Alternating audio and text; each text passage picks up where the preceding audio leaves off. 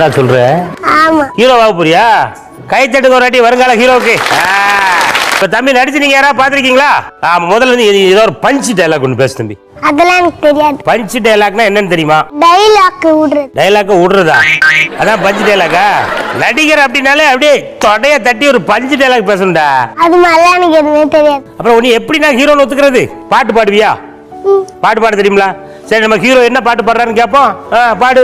பெட்ர mass லைட்டே தான் வேணுமா, அடி பேல ஆச்சு லைட்டு கசக்குமா, உன்னை பத்தி ஓவர் ஆச்சு ஃபீலிங்கு, காதல் வந்து மிஸ்டு காலிங்கு, ஆட்டத்தை வந்து காட்டவா காதல் கனவை கூட்டவா. கைத்தட்டுக்கு ஒரு அடி நல்லா பாடணும்ல. கை கொடுங்க.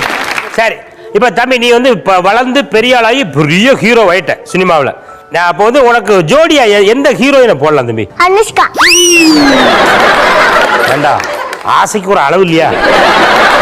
ஆமா தம்பி, காமெடிக்கு யாரை போடலாம்? சந்தானம். சந்தானமா? இப்ப வந்து நான் வந்து உன்ன வாய்ப்பு கேட்க, எனக்கு என்ன கேரக்டர் தருவேன்? உங்களுக்கும் காமெடியா தான். நானும் காமெடி தானா? சரி தம்பி, யார வில்லனா போடலாம் தம்பி? இந்த கூட்டத்துல இருந்து ஒரு ஆள் எடுப்பா. ஆமா, வில்லன் பிரகாஷ்ராஜ். பிரகாஷ்ராஜ். இவன் தெளிவா தாங்க இருக்கா.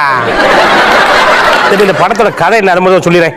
அது டைரக்டர் எழுதி கொடுக்குற மாதிரி தான் நடக்க முடியும். அதுவும் சேதார முட்டா போய் நம்ம வாய வச்சுட்டு சும்மா இருக்கமா? சரி தம்பி, யார டைரக்டரா போடலாம்? அந்த அரண்மனை படம். அரண்மனை படம் எடுத்தார் இல்லையா, சுந்தர் சிசார போடுங்கய்யா. படம் ஜம்முன்னு ஓடும்ல. என்னமா